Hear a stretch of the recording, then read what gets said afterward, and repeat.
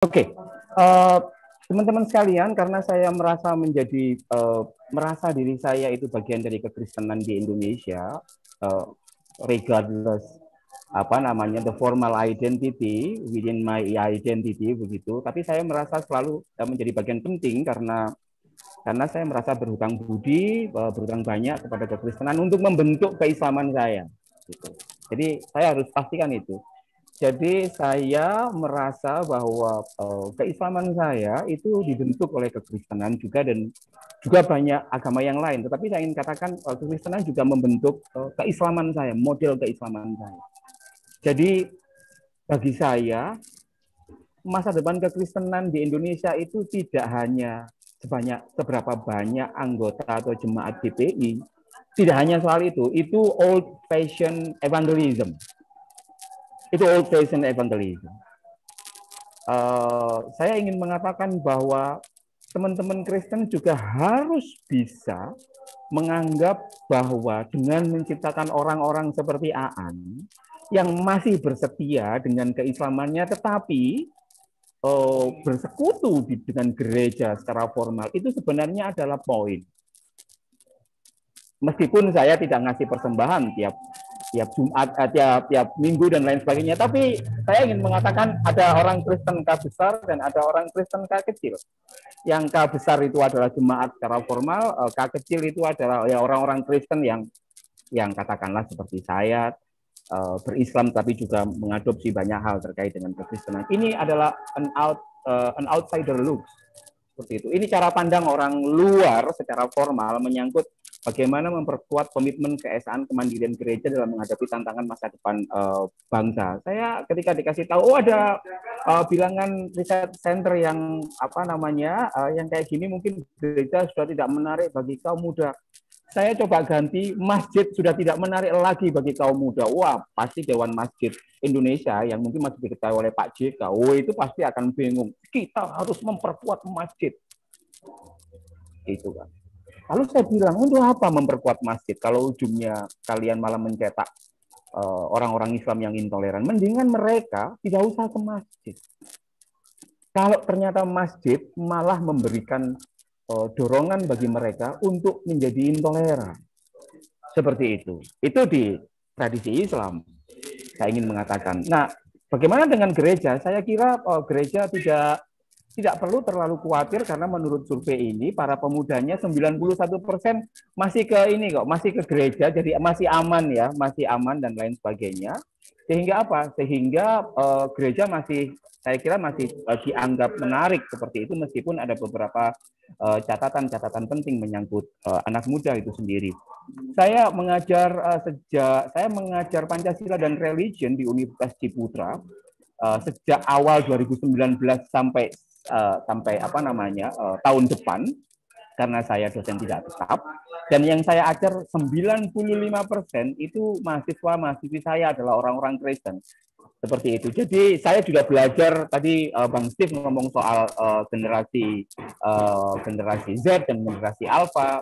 Betul, saya mengamini itu semuanya bahwa dengan gadget mereka hampir mengetahui semuanya sehingga kita yang apa namanya kelompok-kelompok yang old fashion ini tidak bisa lagi mengklaim bahwa kitalah sebagai penentu mana yang benar dan yang tidak, sebab mereka juga bisa melakukan banyak hal dan mencari apa yang biasanya mereka ketahui seperti itu tanpa harus menggunakan ini. Nah, saya ingin mulai dari, karena menarik soal keesaan, nanti juga akan kemandirian, nanti juga pelan-pelan akan saya, ketika ngomong seperti ini, akan saya coba tarik ke perspektif bagaimana anak mudanya. Saya ingin mulai dari begini, teman-teman, saudara-saudara, dulur-dulurku, gitu kan. Mohon maaf kalau nanti saya agak ngomong belak-belakan saja. Saya ingin tanya, GPI ini dan anggotanya itu sudah bersepakat nggak soal keesaan itu di dalam aspek apa? Saya mencoba menebak, karena ini kan untuk pra-kongres ya, pra-kongres Sinode. Karena ini nanti juga akan bertautan dengan model kekristenan yang coba dirumuskan, model kekristenan yang ada dalam gambaran saya sebagai orang Islam. Jadi bayangkan, saya membayangkan, saya punya gambaran loh kekristenan ideal gitu. yang bisa bisa dalam side by side untuk mempertahankan Indonesia ini. Nah, tetapi mari kita kemudian mengecek lagi apa yang disepakati soal keesaan. Keesaan ini kan kalau di dalam Islam itu kan tauhid ya. Apa sih yang disepakati tentang keesaan? Anggap saja kita akan ngomong 4 hal keesaan itu. Teologi, politik, struktur organisatoris, dan juga perasaan yang tadi banyak disinggung oleh Kak Nayoan seperti itu. Nah, dalam 4 ini saya ingin bertanya, keesaan itu kita akan ngomong keesaan di internal anggota GPI. Apa itu yang dimaksud? Seperti itu. Apakah yang dimaksud dengan keesaan itu terkait teologi, politik, struktur organisasi, dan juga perasaan itu, apakah itu hanya khusus untuk internal anggota GPI? Atau kita mau ngomong keesaan itu di dalam kerangka besar keesaan misalkan GPI dan pengikut Yesus lainnya. Ketika saya ngomong pengikut Yesus lainnya itu, saya ingin mengatakan Trinitarian side by side by non-Trinitarian sect. Anda masih menganggap orang-orang yang mengamini bahwa Gusti Yesus itu tidak disalib, bahwa Gusti Yesus itu bukan Tuhan, itu masih bagian dari, masih dianggap menurut perspektif GPI keesaan enggak? Sebab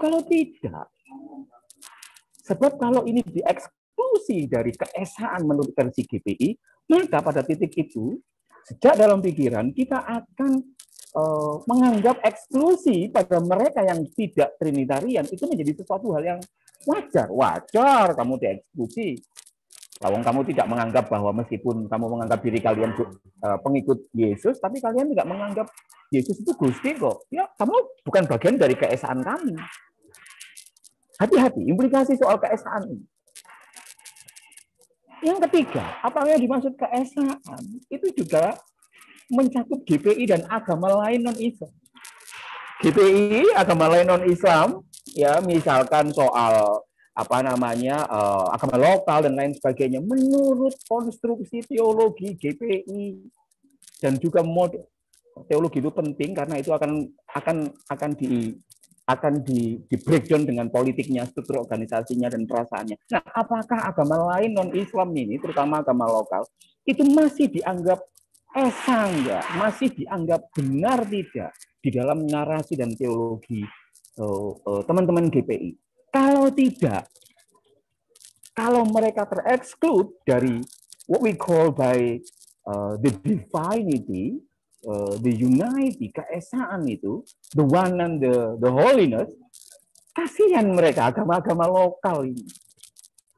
Kalau misalkan mereka tidak dianggap sebagai bagian dari keesaan, maka evangelism, model kolonialistik yang tadi sempat disinggung oleh Mas Silo dan juga Mas Steve, itu yang ada adalah kapan nih kita harus mengkristenkan mereka. Seperti itu. Jadi, apa? Keesaannya bagaimana? Nah, yang keempat tentu saja ini yang paling berat, itu adalah apa yang kita sepakati soal keesaan itu. Misalkan ketika GPI diperhadapkan dengan kelompok Islam itu sendiri, baik secara teologi dan sebagainya. Apakah teman-teman teologi GPI juga menganggap bahwa kami misalkan teman-teman Islam yang begitu hostile terhadap teman-teman kekristenan itu masih dianggap sebagai part of keesaan itu atau tidak? Sebab jika tidak, maka yang ada adalah kalau tidak hate kebencian atau ignorance. Ignorance itu begini. Gue nggak mau ngerti lah lu modelnya bagaimana. Ya, kalau kamu intoleran kepadaku ya itu bukan urusanku. Gitu. Aku tidak akan ikut campur seperti itu. Itu namanya ignorance seperti itu. Jadi keesaan itu menjadi penting. Tahun 2018 saya mendapat kehormatan, saya mendapat undangan mengikuti salah satu workshop yang diselenggarakan oleh Council World of Mission untuk membincang soal decentering perspective on evangelism. jadi apa namanya, membincang ulang menyangkut soal evangelisme. Itu forumnya orang Katolik, forumnya orang Kristen ya, forumnya orang Kristen ya. CWW, CWE, ya, WCC. Itu saya duduk di situ, mereka lagi ngomong soal apa yang disebut dengan evangelisme itu, dan rata-rata para teologi itu mengatakan bahwa kalau evangelisme itu dimaknai sebagai mengkristenkan secara formal, itu imperialisme. Yang ada adalah tawaran mereka adalah yang dimaksud dengan evangelisme itu adalah memperkuat apa yang sudah ada itu. Memperkuat. Jadi kalau misalkan saya Kristen, saya bukan Kristen, saya diperkuat keislaman saya dengan apa? Dengan perspektif kekristenan itu sendiri. Sehingga apa? Sehingga implikasinya kalau aku misalkan karena sudah tergila-gila dengan Kristen, kemudian aku ngomong kepada Kak Lisa, Kak, aku kayaknya mau masuk Kristen aja deh. Kak Lisa akan ngomong, jangan Gus, jangan masuk Kristen. Anda tetap sejak Islam, tapi seperti ini. That's what I call by new evangelism. Bukan malah senang, alhamdulillah ada pengikut baru. Jadi bukan seperti itu. Jadi yang saya maksud, moga-moga ini bisa ditangkap seperti itu. Sehingga apa? Sehingga saya masuk kepada apa yang saya sebut sebagai tantangan teologis seperti ini. Saya merasa bahwa karena gereja itu dikendalikan oleh para pendeta secara umum, dan pendeta itu dianggap merepresentasi dari the holiness itu, merepresentasi dari Gusti Yesus itu sendiri, sehingga sabda dan omongan para pendeta termasuk peraturan gerejawi itu menjadi dianggap sebagai atau dipersepsi sebagai bagian penting dari kekudusan itu sendiri, maka menjadi pergumulan kadang-kadang itu. Sebenarnya kalau saja ada satu pendeta, ada satu gereja yang katakanlah tidak bersetuju dengan interfaith marriage, yang itu tentu saja tidak manusiawi menurut saya. Padahal misalkan Gusti Yesus itu dianggap mengasihi. Nah, kita ini mau ikut Gusti Yesusnya atau mau mengikuti Gusti Yesus via para pendeta ini sendiri. Ini menurut saya menjadi penting. Apakah kita akan mendidik para jemaat dan anak-anak muda kita itu lebih takut kepada gereja, kepada pendeta, atau sebenarnya lebih takut kepada Gusti Yesus itu sendiri? Because that is two different things. Ya, two different things. Jadi saya punya teman, dia membela GKI Yasmin, padahal seniornya itu pro hibah. Saya bilang, kamu hati-hati loh ya, kalau pro Yasmin, karena karir politik, karir kependetaanmu akan berbahaya di gereja itu. Dia bilangnya ngomong kayak gini, saya masih simpan omongannya. Gusaan, saya tidak takut sama gereja, saya lebih takut kepada Gusti Yesus.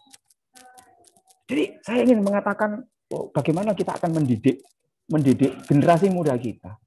Apakah ia harus bersetia pada gereja atau bersetia pada Yesus? Biasanya karena pendeta, ya bersetia dengan gereja itu adalah bersetia dengan Yesus. Tapi itu salah satu pendekatan saja. Ini tantangan teologis kita bagaimana merumuskan itu. Nah, yang kedua adalah bias keesaan yang trinitarian seperti yang tadi saya singgung. Bias keesaan trinitarian itu begini. Saya kemana-mana itu di kelompok Islam, saya selalu habis ya waktu saya, Bang. Bukan ya? Belum. Bukan, masih 5 menit, Gus. Ya, 5 menit. Oke. Jadi yang pertama adalah bias keesaan trinitarian. Jadi bagaimana kemudian kan begini ya? Kalau saya kemudian menganggap bahwa kopi ini paling benar, maka implikasinya selain kopi itu pasti dia akan relasinya lebih rendah dari kopi. Dan kalau lebih rendah dari kopi, maka saya akan cenderung untuk menganggap dia tersesat dan akan tidak mengapa kalau yang lebih bawah ini didiskriminasi. Nah, ingat, intoleransi itu selalu berawal dari cara pandang yang bias. Menganggap identitas, kepercayaan tertentu itu lebih tinggi terhadap identitas yang lain. Nah, bisakah kemudian kita mengatakan bahwa semakin kamu meyakini Trinitarian, semakin kamu meyakini orang yang non-Trinitarian. Agak queer ini, Mas Dilo. Agak queer.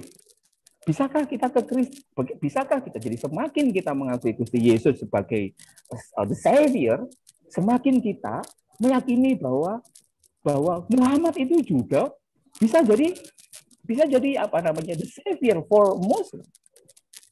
Jadi gitu, semakin kita berislam, semakin kita bisa mengakui kebenaran dari agama yang lain.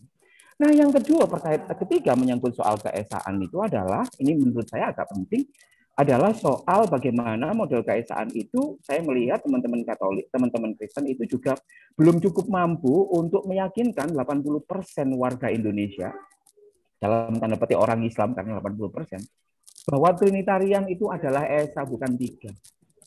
Wah, itu kan persoalan yang sangat personal, Mas Aan. Iya, tapi intoleransi orang Islam itu berawal dari ini.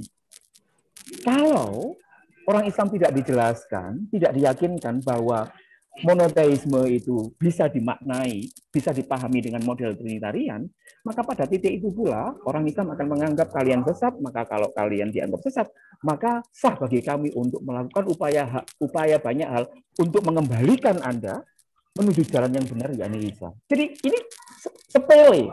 Pentil untuk mobil itu kan sepele, pentil untuk sepeda motor itu kan sepele. Tapi kalau ini nggak diinikan, kalau nggak dipastikan oke, maka ia akan mengaruhi banyak. Seperti itu. Dan yang kedua, misalkan tantangan teologis, misalkan bagaimana hubungan antara gereja, Pancasila, Islam, dan negara itu sendiri. Teman-teman sekalian, saya ingin menyatakan bahwa apa yang teman-teman lakukan terhadap Indonesia sudah sangat luar biasa. Ini yang saya ajarkan ke kelas Pancasila saya. Jadi ini adalah sumpah Pancasila yang saya anggap sejajar dengan syahadat Athanasius. Jadi ini adalah syahadat yang harus dibunyikan ketika Islam kan punya syahadat sendiri, Kristen punya syahadat sendiri, nggak ketemu toh? Ya sudah, ini syahadat bersama kita. Jadi kelas itu syahadat bersama kita ini, mau kamu Buddha, Hindu, Buddha dan lain sebagainya, ini syahadat bersama. Semakin aku meyakini ketuhanan yang Maha Esa, semakin aku memegang prinsip kemanusiaan yang adil dan beradab, serta menjaga persatuan Indonesia melalui kerakyatan yang dipimpin oleh hikmat kebijaksanaan dalam permusyawaratan perwakilan untuk mewujudkan keadilan sosial bagi seluruh rakyat Indonesia.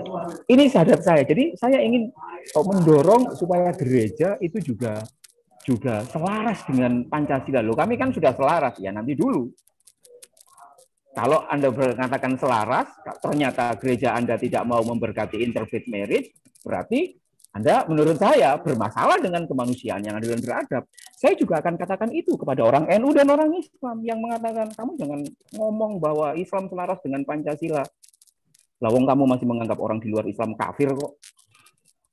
Jadi semakin saya Kristen, ya, semakin saya Kristen, semakin saya akan memegang prinsip kemanusiaan. Kalau memegang prinsip kemanusiaan, kalau ada orang misalkan menikah beda agama, mereka saling cinta, ya,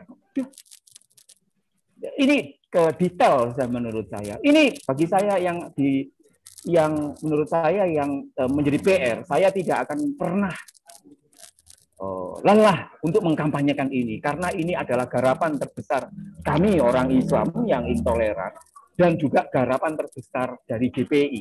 Masa depan GPI di Indonesia itu kira-kira juga akan sangat tergantung dengan semakin merah atau tidak. Semakin merah ini atau tidak. Ini kan peta opini radikalisme pelajar Islam.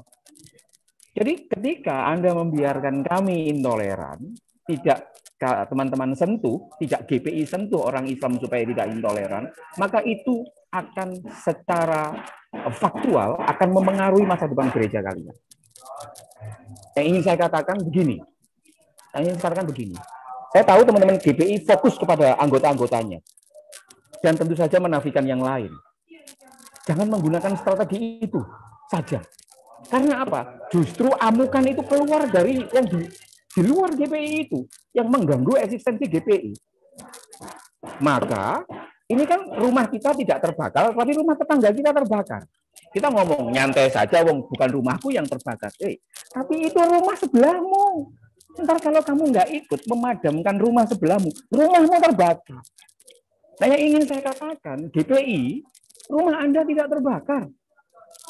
Tapi rumah tetangga Anda terbakar.